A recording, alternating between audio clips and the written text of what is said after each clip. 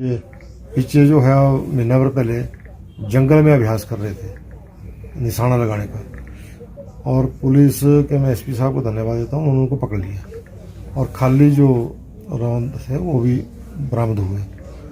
तो जो मेन तस्कर था उसको भी पकड़ लिया, गिरफ्तार कर लिया। हरियाणा का जो शूटर था वो अभी तक गिरफ्तार नहीं हुआ, वो भाग गया। भागने के बाद उसने हरियाणा में बैठ कर के जो है वो फिर प्लानिंग की, वो वहाँ से लोग भेजे हुए हैं तो जो कल आक्रमण किया उन्होंने।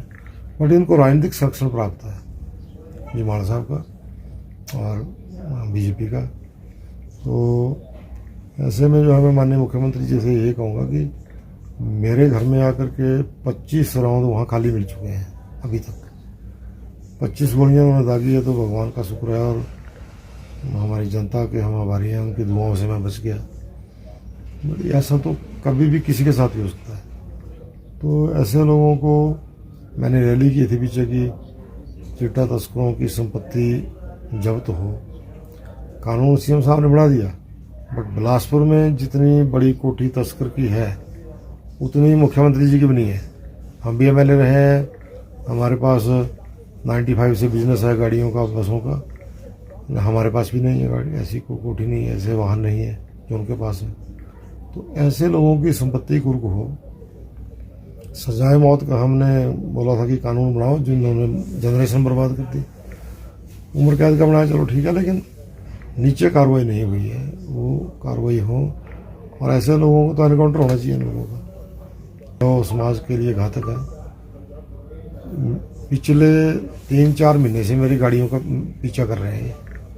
पहले इन्होंने हवाड़ में स्कूल में मेरा फंक्शन था, उस दिन भी इन्होंने मेरा पीछा किया। और जो जंगल में अभ्यास करा रहे थे जिस लड़के को, उसने ये माना कि मेरे को अभ्यास करा रहे थे कि बम्बर को गोली मारनी है।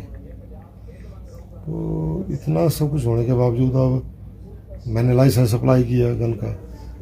वो डीसी साहब ने और एसपी साहब ने रिकमेंड किया कि इनको थ्रेट है और इनका पीछा कर रहे हैं लोग, तो उनको दी जाए। अब सेक्रेटरी होम के पास पड़ी है वो महीने से फाइल, वो परमिशन नहीं दे पा रहे हैं। तो उनसे मेरा निवेदन है कि इसकी परमिशन दे। अब मेरे पास वो होता तो शायद बचाव हो जाता, लेकिन मुझे भी खतरा है, मेरे बच्चों को भी मारेंगे, पक्का करेंगे हमला दोबारा जी। नाम उन्होंने बताया कि जो तस्कर हैं, जिनको मैंने कहा जिनको त्रिलोक जमाल का आशीर्वाद प्राप्त है, जो उनके साथ खाते पीते हैं, उनकी गाड़ियों में घूमते हैं, उनके प्रचार किया, उसका नाम लिया उन्होंने कि ये मेरे को प्रैक्टिस करा रहा था। और वो लड़का अरेस्ट भी हुआ। उसके साथ जो हरियाणा का शूटर है वो भी नाम बचा था, लेकिन वो अरेस्ट नहीं हुआ अभी तक। अब गिरफ्तार नहीं हुआ, उससे पहले उसने ये अंजाम दिला दिया। तो मैं कह रहा हूँ कि त्रिलोक जमाल जी उनको समर्थन ना दें तो ऐसी घटना करने का किसकी हिम्मत नहीं है। लेकिन आज हमारी सरकार है, हमारी सरकार के अंदर मेरे घर में आकर के आक्रमण हो गया। इनकी सरकार में तो सीधा मार देंगे, इनकी सरकार आती है तो मार देंगे। मुख्यमंत्री जी को गंभीर होना पड़ेगा, ये मैं कहना चाहता हूँ।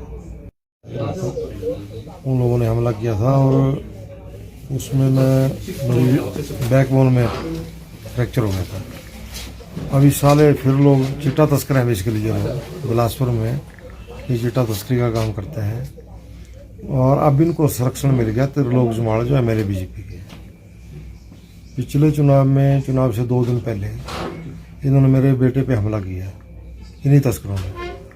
और जो हरियाणा का था शूटर, उसने भी 23 फरवरी 2024 को उस शूटर ने और इन तस्करों ने फिर मेरे पर हमला किया, जबकि मेरी इनसे किसी को कोई लड़ाई नहीं है।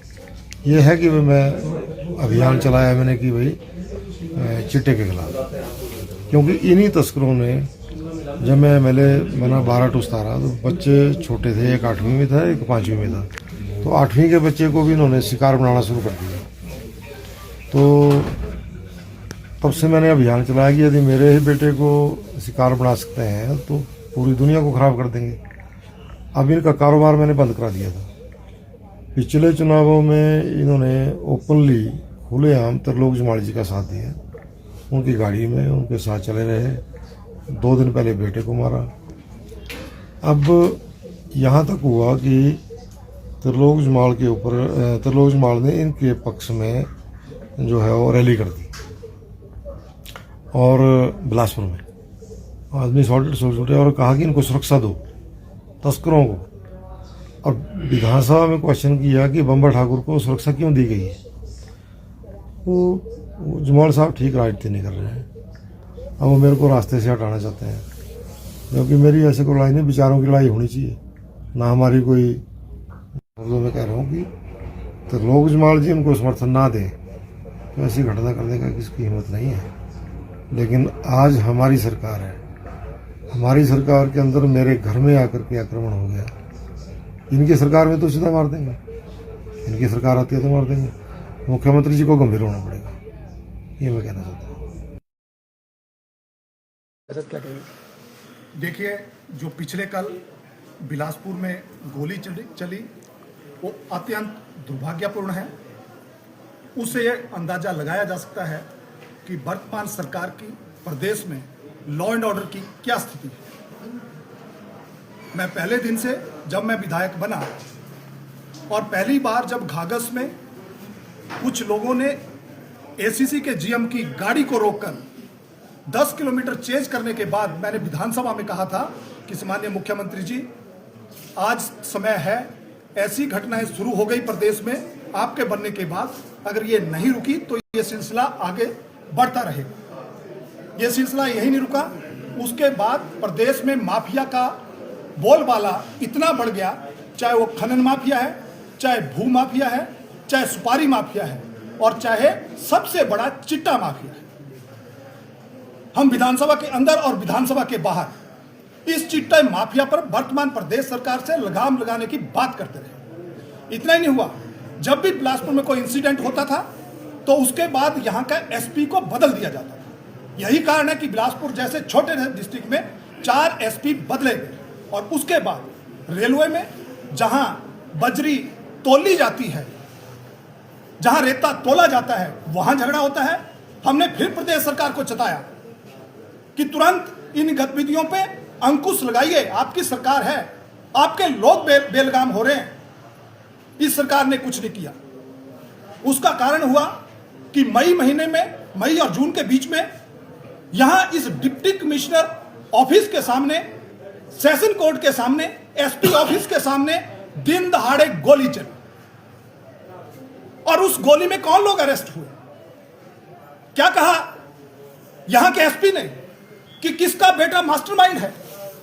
वो सारा चिट्टा, वो सारा खनन माफिया, वो इस तरीके से हावी हो गया कि उसका कारण हुआ कि पिछले कल इस बिलासपुर में दिन दहाड़े घर में पहुंचकर अगर सम्मानीय पूर्व विधायक सुरक्षित नहीं है तो मेरे बिलासपुर की जनता कैसे सुरक्षित हो? इंसिडेंट दुर्भाग्यपूर्ण है। हम इसकी, भारतीय जनता पार्टी इसकी पूरी निंदा करती है, और भारतीय जनता पार्टी ये मांग करती है कि जो भी इसमें संलिप्त हैं तुरंत दोषियों को अरेस्ट किया जाना चाहिए और कानून के अनुसार उनके खिलाफ कड़ी से कड़ी कार्रवाई करनी चाहिए। इतना ही नहीं, हम पूर्व विधायक जी के शीघ्र स्वास्थ्य की कामना करते हैं। लेकिन एक बात मैं आप लोगों के माध्यम से कहना चाहूंगा कि जब से यह सरकार हिमाचल प्रदेश में आई है तब से बिलासपुर का वातावरण, मैंने धर्मशाला की विधानसभा में कहा था कि यहां खनन माफिया, चिट्टा माफिया और अब तो सुपारी माफिया भी इतना सक्रिय हो गया है कि कुछ पैसे दो, किसी की भी हत्या करा लो। हम कभी बिहार में सुनते थे, हम कभी यूपी, उत्तर प्रदेश में सुनते थे। कल मैं सीसीटीवी की फुटेज देख रहा था, दिन दहाड़े 2 नौजवान घर में आकर, घर में घुसकर गोली मार रहे हैं। अगर हमारी सुरक्षा छोड़ दीजिए, कांग्रेस सरकार अपने नेताओं की रक्षा नहीं कर पा रही है। अगर वो अपने नेताओं को रक्षा नहीं कर पा रही है तो प्रदेश की जनता की, मेरे बिलासपुर की जनता की क्या रक्षा करेगी? इसलिए आज हमने महामहिम राज्यपाल महोदय को डिप्टी कमिश्नर बिलासपुर के माध्यम से यह ज्ञापन भेजा है।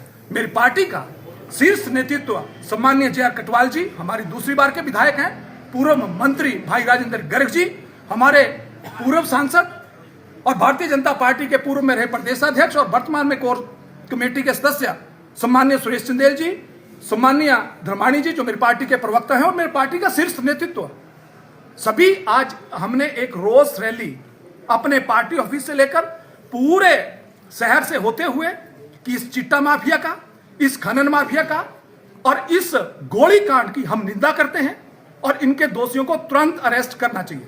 मैंने एक बात और कही है अगर इनको कल तक अरेस्ट नहीं किया तो भारतीय जनता पार्टी सोमवार को बिलासपुर शहर बंद कराएगी, ताकि इस सरकार की नींद खुले, इस सरकार के कानों पे जूं रुके और बिलासपुर की जनता को शांति मिले। सर आप तो कार्रवाई की बात कर रहे हैं, लेकिन बम्बर ठाकुर का एक बयान आया है, मीडिया को दिया उन्होंने।